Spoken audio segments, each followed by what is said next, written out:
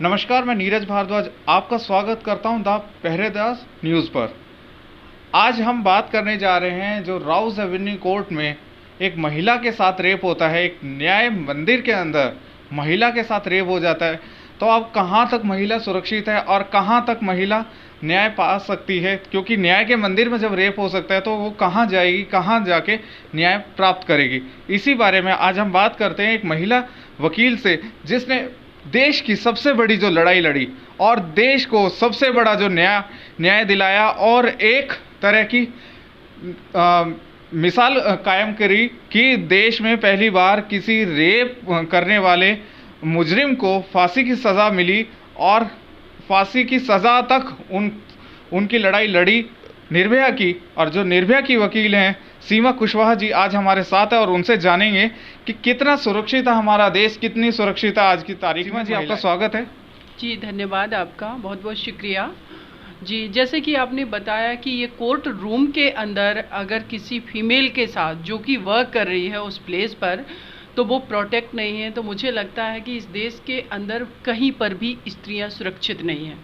ये बात मैं इसलिए कह रही हूँ क्योंकि निर्भया वाले केस में आपने देखा कि वो लड़की वापस अपने दोस्त के साथ आ रही तो बस में सुरक्षित नहीं थी। आज आपने जो खबर बताई है कि कोर्ट रूम के अंदर वो उसका वर्किंग प्लेस है और कोर्ट को न्याय का मंदिर माना जाता है, तो उस जगह पर एक लेडी के साथ ये क्राइम हो जाता है जहाँ पर न्याय दिया जाता है, तो वहाँ पर भी सुरक्षित नहीं है। एफआईआर दर्ज हो गई जैसे कि आपने बताया है, तो निश्चित रूप से मुझे लगता है कि ये केस फास्ट ट्रैक हो करके और जितना जल्दी हो सके डिसाइड होना चाहिए। और एक और चीज़, रिस्पॉन्सिबिलिटी लोगों के जो भी लायबिलिटी है ये भी फिक्स की जानी चाहिए कि जो व्यक्ति वहाँ क्राइम कर रहा है तो वो जिसके अंडर में वर्क कर रहा है, जो भी वहाँ प्रेमाइसिस में जो भी लोग वर्क करें, ये सबकी रिस्पॉन्सिबिलिटी फिक्स की जानी चाहिए कि आखिर एक स्त्री के साथ वहाँ रेप हो कैसे गया। और अगर एक ऐसा उन लोगों के बीच में व्यक्ति काम कर रहा था कोर्ट में कि जो रेपिस्ट बना आज की डेट में, तो इस पर हम सभी को और उस पूरे सिस्टम को और उन लोगों को सोचने की आवश्यकता है कि ऐसे क्राइम ना हो आगे। जी सीमा जी, मैं आपसे जानना चाहूँगा, जिस तरह से आप इसी प्रोफेशन से जुड़े हुए हैं, ठीक है, बार बार खबरें आती है कि जो कानून के मंदिर में मोलेस्टेशंस होते हैं, ठीक है, और कुछ ना कुछ इस तरह के केसेस आते रहते हैं, बड़े बड़े जजों के ऊपर एलिगेशंस लगते हैं, तो कितने हद तक ये सही होते हैं, कितने हद तक ये गलत होते हैं? क्योंकि जांचें बैठती हैं, जांच होने के बाद भी उन चीज़ों के रिजल्ट नहीं आ पाते हैं, कहीं ना कहीं रुतबों का फ़ायदा उठाया जाता है। तो उस बारे में आप कुछ हमें बताइए, क्योंकि आप महिला हैं, आप महिला के तौर पे आप बताइएगा, कि वकील के तौर पे ना बता के महिला के तौर पे बताइएगा आप किस तरह से महसूस करते हैं एक कोर्ट परिसर में जाने में। देखिए, महिला के तौर पर अगर मैं बात करूं तो ये निश्चित रूप से कि इस पूरे देश के अंदर किसी भी डिपार्टमेंट में महिला सुरक्षित नहीं है, चाहे वो हम टीचिंग लाइन की बात करें या वो हम डॉक्टर्स की बात करें या हम एडवोकेट की बात करें। एडवोकेट की अगर हम बात करें तो हमारे जो retired chief justice of India इस टाइम जो राज्यसभा के सांसद हैं, उन पर एलिगेशन लगाते हैं उनके अंडर में वर्क करने वाली एक फीमेल। बात ये नहीं है कि वो सही थे या गलत, बात ये है कि अगर रंजन गोगोई जी जो चीफ मिनिस्टर थे, उस टाइम पे चीफ जस्टिस ऑफ इंडिया थे, अगर वो सही थे तो अपनी पद की गरिमा को बनाए रखते हुए उन्होंने ऐसा क्यों किया कि उस लेडी को जिसने एलिगेशन लगाया उसको उन्होंने आगे तो सस्पेंड करवाया और बाद में उसको आपने कॉल बैक किया और वो आज जॉब कर रही है। तो इसका मतलब है एक प्रश्न तो खड़ा होगा कि एक पावरफुल इंसान के अंडर काम करने वाली फीमेल का मोलेस्टेशन होता है इस देश के अंदर। मीटू कैंपेन चला, आपने देखा। मैं अभी जब ये सुशांत राजपूत की जब उन्होंने हत्या हुई या आत्महत्या की, उस टाइम मैं बहुत सारे वीडियोस देख रही हूँ। एक साजिद नाम का व्यक्ति है, उस पर कम से कम 6-7 लड़कियों ने एलिगेशन लगाया। वो एलिगेशन क्या लगाया, वो सच है, उनकी बातचीत से हर चीज़ से समझ में आया है कि बॉलीवुड में कितना मोलेस्टेशन होता है। इवन कि मैं मध्य प्रदेश की बात करूं तो मध्य प्रदेश में हमारी जो फ्रेंड है वो जज हैं, 2-3 हमारी फ्रेंड जज हैं, तो उनकी ही एक जो कलीग थी, वो फ्रेंड थी, वो डिस्ट्रिक्ट जज थी। वो जबलपुर हाई कोर्ट के जो जस्टिस हैं उन पर एलिगेशन लगाती हैं, लेकिन उनकी जब कोई सुनवाई नहीं होती, उन पे इतना प्रेशर डाला जाता है कि वो अपना रिजाइन कर देती हैं। तो देखिए कि कैसे करके हमारे देश की जो फीमेल इतनी टैलेंटेड है, ब्रिलियंट है, वो अपना काम छोड़ने को मजबूर हैं। वो अपनी सिक्योरिटी को लेकर के इतना ज़्यादा परेशान हैं कि किसी भी जगह वो फ्री वर्क नहीं कर सकती हैं। जब विशाखा गाइडलाइन आई थी तो उसका यही था कि किसी भी, चाहे वो प्राइवेट हो चाहे गवर्नमेंट हो, ऑफिसेज हर जगह जीरो टॉलरेंस की बात की जाएगी और एक इनर कमेटी बनेगी और वो कमेटी को वो जो भी फीमेल हैं वहाँ वर्क कर रही हैं वो रिपोर्ट करेंगी कि अगर उनके साथ कोई भी मोलेस्टेशन होता है। लेकिन आप सोचिए कि जिस जगह अगर वो फीमेल कंप्लेन कर रही है और अगर वो अपने ऑनर के खिलाफ कर रही है, अपने मैनेजर के खिलाफ कर रही है, तो उस कमेटी में वो लोग भी बैठे हुए हैं, कैसे उसके फेवर में काम होगा। तो हमारे जो देश का पूरा सिस्टम है ये फीमेल के अगेंस्ट है, इसीलिए कोर्ट प्रमाइसिस में भी रेप मैटर्स होते हैं और मुझे लगता है ये होता रहेगा जब तक इस पे प्रॉपर तरीके से हर कोई वर्क नहीं करेगा, सारे डिपार्टमेंट वर्क नहीं करेगा, चाहे जुडिशरी हो हमारी, चाहे हमारी कार्यपालिका हो, चाहे विधायपालिका हो, या फिर जो भी एडमिनिस्ट्रेटिव ऑफिसर्स हैं, या जो भी हमारा सोसाइटी का जो एक हिस्सा, बहुत बड़ा जो तबका है जो कहीं ना कहीं इन चीज़ों को अब एक्सेप्ट कर चुका है कि फीमेल के साथ रेप होना तो आम बात है। तो इन सारी चीज़ों को बदलने की आवश्यकता है। नहीं तो आपने देखा, आपने बहुत सारी रिपोर्टिंग भी की जब निर्भया वाले केस की हियरिंग चल रही थी कि निर्भया की जहां उसकी कोई गलती नहीं थी तो उनका जो डिफेंस का लॉयर था वो निर्भया पे ही एलिगेशन लगा रहा था कि वो रात में क्यों घूम रही थी। तो जब ऐसे माइंडसेट के लोग बैठे हुए हैं तो वो चाहे कोर्ट के अंदर हो या कोर्ट के बाहर हो, इस तरीके के मैटर्स होते रहेंगे। जी। मैं आपसे एक छोटा सा सवाल पूछूंगा समाज के लिए कि जो बचपन से मानसिकता बनाई जाती है लड़का और लड़की के बीच में, शायद ये जो मानसिकता अगर चेंज हो जाए, लड़का लड़की इक्वल हो जाए और ये सोच गलत हो जाए कि लड़की यूज़ के लिए होती है, लड़का यूज़ करने के लिए होता है, इस मानसिकता को बदलने की ज़रूरत है या नहीं है? देखिए, बिल्कुल इस मानसिकता को बदलने की ज़रूरत है और ये मानसिकता इस पे बहुत बड़े लार्जेस्ट लेवल पे वर्क करने की ज़रूरत है, जो कि मुझे लगता है मेरे देश के अंदर हुआ ही नहीं है। अगर इस देश का एक जो हिस्सा है जो कहीं ना कहीं, जैसे कल जो भी आप बता रहे हैं एफआईआर हुई है, तो रेप करने वाला कौन व्यक्ति है? एक मेल पर्सन है, ठीक है।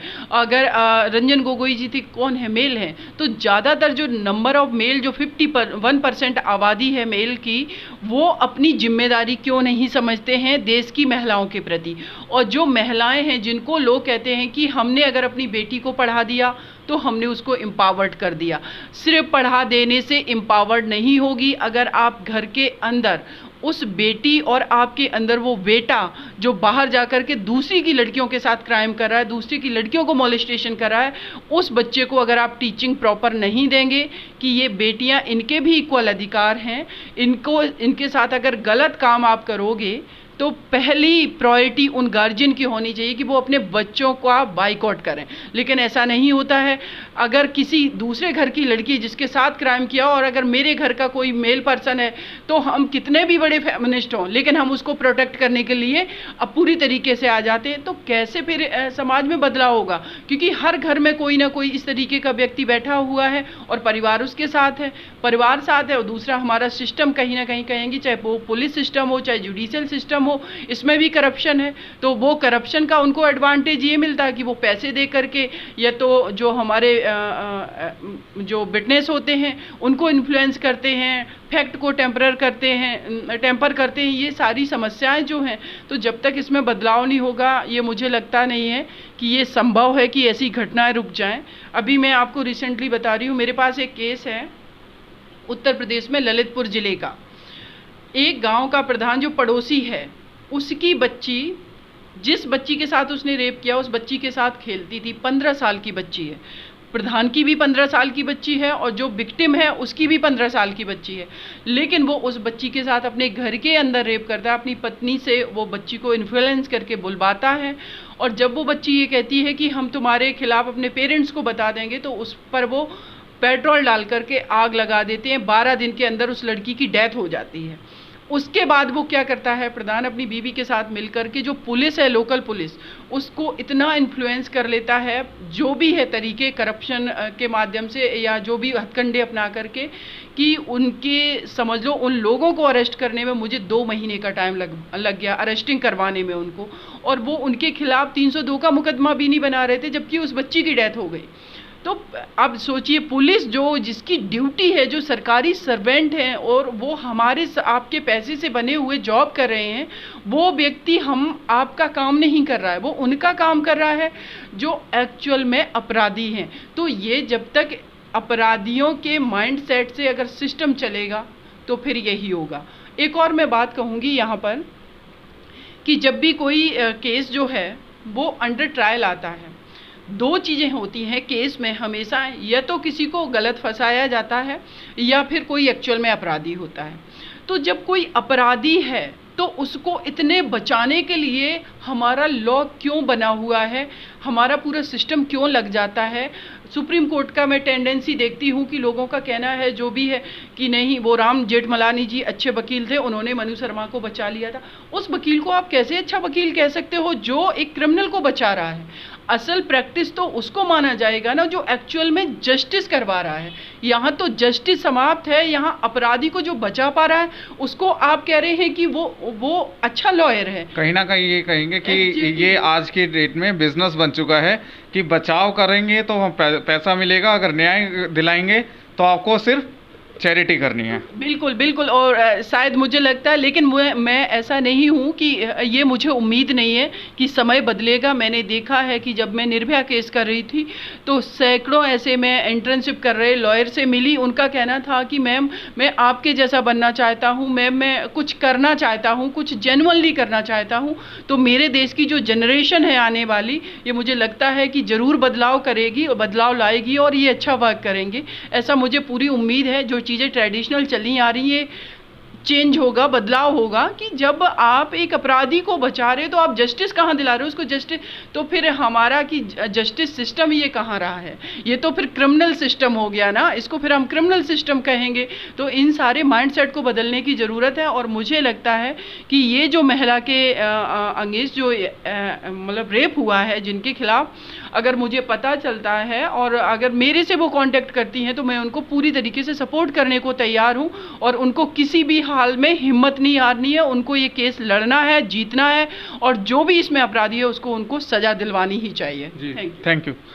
देखिए, जिस तरह से अभी सीमा जी से बात हुई और साथ साथ एक अहम नतीजा निकलता है इस चीज़ का कि आपको अगर रेप के केसेस कम करने हैं और रेप को बिल्कुल समाज से ख़त्म करना है, कहीं ना कहीं समाज को उठकर अपने घर परिवार को पहले संभालना होगा, फिर उसके बाद अपने पड़ोस को संभालना होगा, सोसाइटी को संभालना होगा, फिर आप अपने देश को संभाल सकते हैं।